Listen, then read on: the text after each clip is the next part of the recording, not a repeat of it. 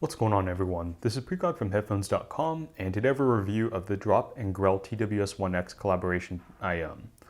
If you're not familiar with the name Axel Grell, you probably should be, because he is one of the biggest names in the headphone world.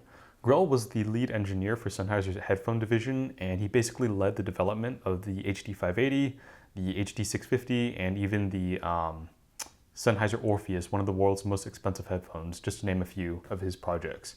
So yeah, big name, so you can imagine that expectations were very high when it was announced that he was going to be coming out with his own pair of truly wireless buds, which we have right here. With that being said, right off the bat, I'm not going to waste your time, and I'm going to say that I probably would not recommend this product.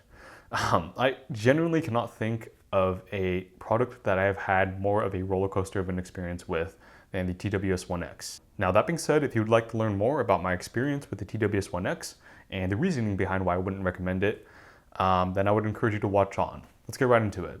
Okay, so in terms of what you're going to get in the box with the TWS1X, there's really not much to talk about. It is literally the IMs themselves, some ear tips, and then a USB-C charging cable. That's it. So with that being said, I think we can dive right into the construction of the TWS1X, which in my opinion is not that great, especially for $200.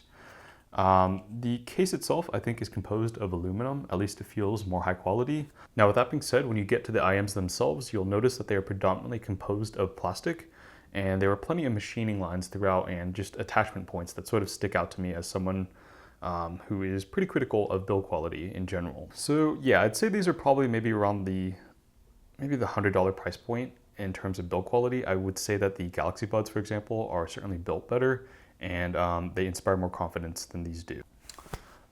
Here they are in my ears if you want an idea of how they fit. They fit pretty well in my opinion. The wings do help a little bit, on my right ear at least, to sort of lock them in, but then you can sort of see on my left ear, the wing doesn't quite reach. Oh yeah, I should also point out that the case on here is also kind of wonky. It has like the right earbuds resting in the left side and then the left earbuds resting on the right side. It's just sort of weird. I've seen this on the AKG N400, I believe, those truly wireless buds, but I just don't understand why this is a thing. It should not have made it past the design phase in any case. And it sort of suggests, to me at least, that they might be using OEM parts, which honestly is not a bad thing. It's just that maybe they could have chosen a little bit more carefully when this decision was made. Okay, and now software is where the ball really got dropped with this IM. Holy cow. So when I first got it, maybe like 3 weeks ago, I tried updating it with the Sound ID app on my iPhone 13 mini, and I basically had no success. I tried it a dozen times, and I could not get the darn thing to update on the Sound ID app. So what this effectively meant is that I was locked out of using any of the features like the custom EQ profiles and stuff like that, and it was just dead weight. To make matters worse, the button mapping, the touch controls on the TWS1X was not working as expected, and that is an understatement. So the way the TWS1X works is that the left earbud is essentially the master control for stuff like ANC, the off mode, and the transparency modes. With that being said, it is very difficult to navigate, or it's just very unpredictable in general.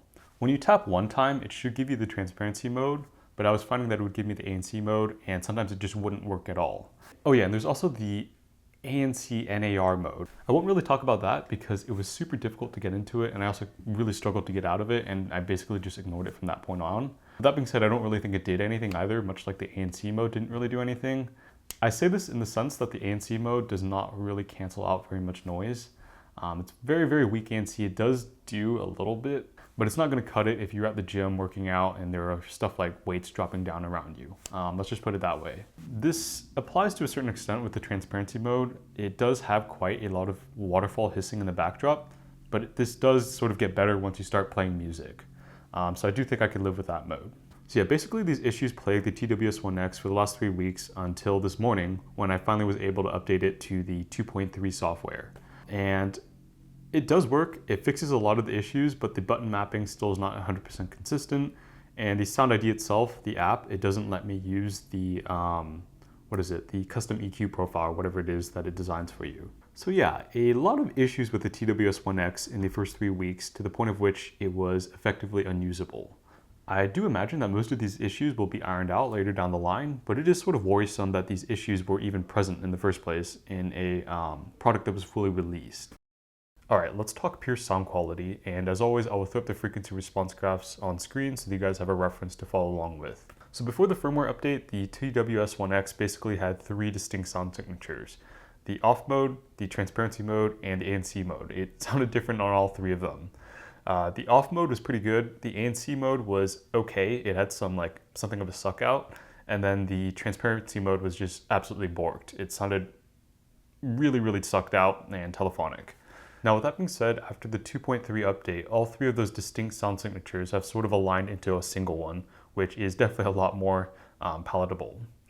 So this sound signature is the off one, and it is essentially a neutral with bass boost sound signature. The actual tuning here, in my opinion, is very good. Basically, you have a sub-bass shelf that levels off at around 200 Hz, exactly how we'd like to see it. Flat lower mid-range with just a hint of warmth, and then a moderate peanut compensation and rise to the upper mid-range. The treble response as well is actually pretty solid in terms of its tonal balance, especially for an IM of this price point.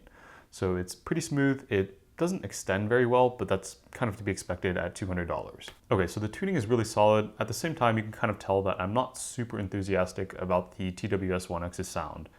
And the reason for that is because I get the feeling that there is a generous amount of DSP going on with the sound signature here. And in any case, the technical performance of the TWS1X can definitely be considered more mediocre, just in general. This is especially apparent when it comes to the timbre of the TWS1X.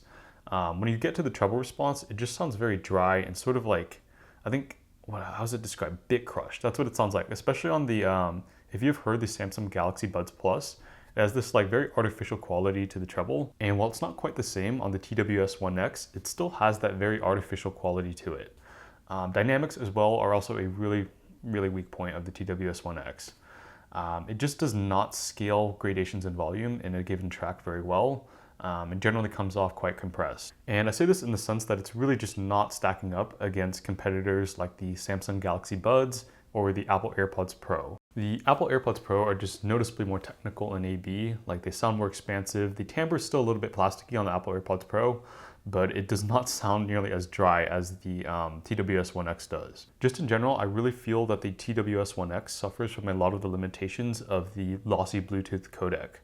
And this just might be because I am listening off of an iOS device, but I did try it off of my DX300 as well, and my impressions largely remain the same. So in conclusion, I would probably pass on this IM at this time. It's just not quite there, or not really even close to being there in terms of not just the software, but the sound quality as well. As I alluded to earlier, there are a lot of IMs in the $100 price bracket, truly wireless ones, that are competing with or surpassing the TWS1X in terms of pure sound quality. It's sort of all the more disappointing given the high expectations that come attached with the Axel Grell name. With that being said, I do have to speak true to what I hear and what my honest opinions are on this product. And yeah, I think that's going to do it for this review. Thanks so much for watching. If it was informative, drop a like, and I will see you guys in the next one.